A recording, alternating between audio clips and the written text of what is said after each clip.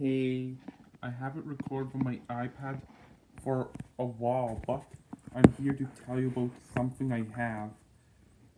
A pitch for a video game.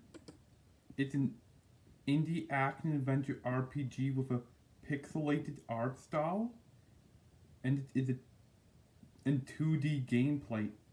It's called Adventure, and it's about a girl named Tomoko Yamamoto who gets stuck in the world of an arcade game and must fight the forces of evil before they can use the game to escape into the real world. It takes place in 1989, and you get to run and jump around the world with 9 spheres, each one made up of their own areas, and each one having a town. And in the order of when you first travel to them, here are the spheres.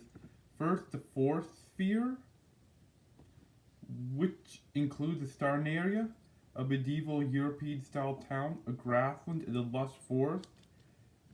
The ocean sphere, which has a tropical beach village as its town. It consists of tropical islands, coral reefs, and underwater ruins. The cave sphere, which has massive underground tunnels and chambers, as well as different cave biomes like crystal caves and underground bodies of water. The desert sphere, which has an arabesque town built around an oasis, as well as arid desert, sandstone cliffs, and a hidden tomb. The machine sphere, an industrialized city with factories, laboratories, and other technological wonders. The frost sphere, which has a resort built and a landscape of icy mountains, glaciers, snowy evergreen forests, and frozen caverns. The fog sphere, which has a traditional Japanese style village, mushroom forests, a palace in the sky, and dangerous acid seas. The burning sphere, which is a volcanic landscape with seas of lava, hot springs, tall mountains of dark stone, and deep caves full of magma. And finally, the demon sphere, where you go to fight the final boss, the Demon Queen, has a massive dark castle that borrows elements from the other spheres. There will be these portals you have to open with a certain item you need to kill a boss for in order to access the different spheres. For combat mechanics, I'm thinking of having stats. You get an HP gauge that if it runs out, you will be sent back to the previous save point you went to. An MP gauge that restores itself over time using spells and using spells costs mana. Tomoko's attack stat will determine how much damage her attacks deal, and her defense stat will reduce the damage she takes from enemy attacks. She fights with a sword and shield and can use the shield to block up to 3 attacks at a time and gains XP from killing enemies. Every time she levels up, her max HP and MP, as well as her attack and defense increases. There'll be gear you can equip to boost your stats and even give specific attributes, and sets will give you set bonuses. There might be a set built around crit. For example, one idea I have for a set is a set built around critical hits, which happen every now and then. I'm thinking 6.25% of the time and deal 50% more damage.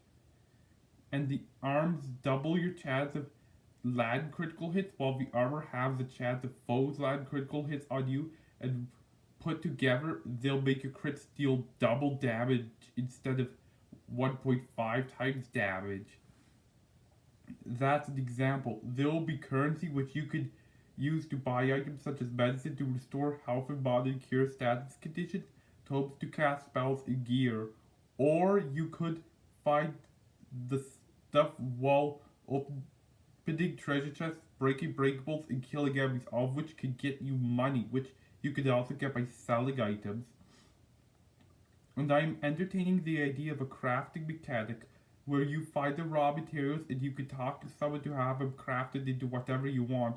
For tomes, they contain spells that let you do stuff like fire, thorn beams, restore health, jump in midair, and temporarily boost stats like your attack, defense, and movement speed. For stats conditions, I'm thinking of that you'll be able to afflict them on foes, and they'll be able to do the same to you with certain attacks. Examples I've thought of include poison that deals damage over time, decreased attack, decreased defense, and frost that halves speed.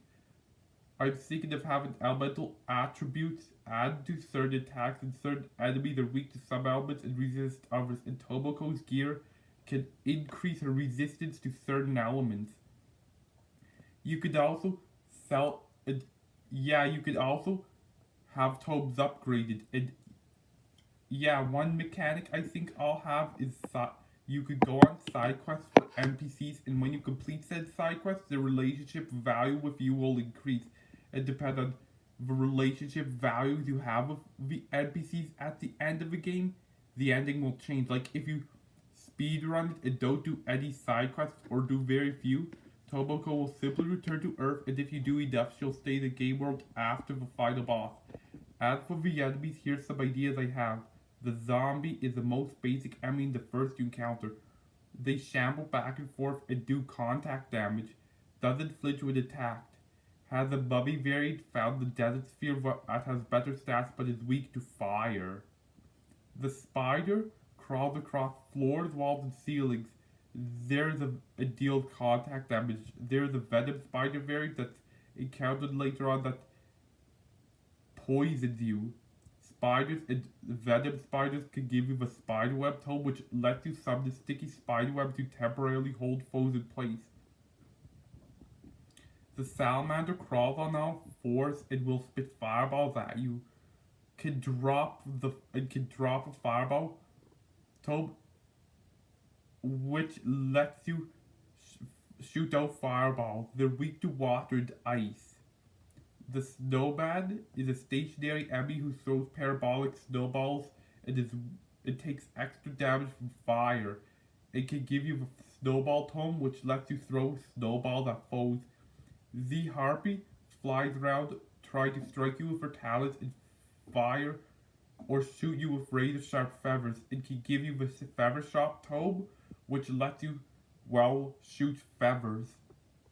The Barracuda is a monstrous Barracuda that chases you through the water and can give you the aquatic agility tome, which lets you swim faster, and the stronger Sky Barracuda variant who can swim through the air and can give a Summon Barracuda tome, which lets you unleash one on your foes. The Biteweed is a plant monster with an extendable neck to bite you if you come too close. It can give you the Bite tome, which lets Tomoko summon one to attack. As for some bosses I've thought up of, Bonnie Raboth, who is a rabbit girl who fights with a hammer and jumps around, even jumping in midair. And beating her gives you the air jump tome, which lets you expend mana to jump in the air as many times as you like, as long as you have enough mana to do so. The mermaid fights with a trident and uses magic to summon sea creatures to attack. The Fiender will give you the Trident Thrust Tome, which is an attack that has a greater range when used in water. Now the Demon Queen is a final boss who you must kill to beat the game. She has lots of HP and a wide variety of dangerous attacks. And once you beat the game, here are some extra modes I've thought up of. The hard mode, which has a new map, stronger enemies, with new attacks and more unpredictable patterns, and it takes more XP to level up. The boss rush mode, which lets you fight all of the bosses you fight in the main story in order. The boss rush EX, which you must fight all hard mode bosses in order to win, and you need to beat both hard mode and boss rush mode in order to unlock it.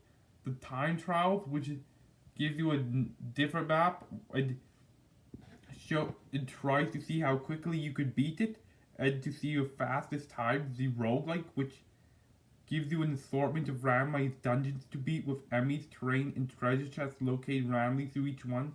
And the level editor, where you get to build a dungeon, and share dungeons online, as well as play other players' dungeons. And the more other players are beat by your dungeons, and the more you beat and the more dungeons you yourself beat, you get more builder points, so you can get bigger and better dungeons. And yeah, those are all my ideas. I would like to hear your ideas for the game in the comment section below, as that will definitely help me. And now, as a side thing, I'm gonna show you my the sprites.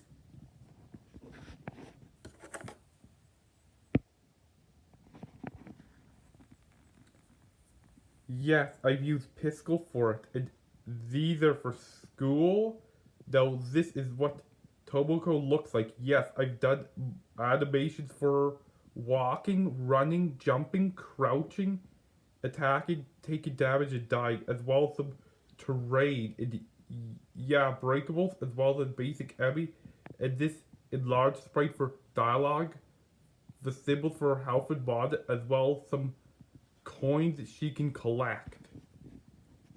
So if you have any ideas or thoughts, tell me.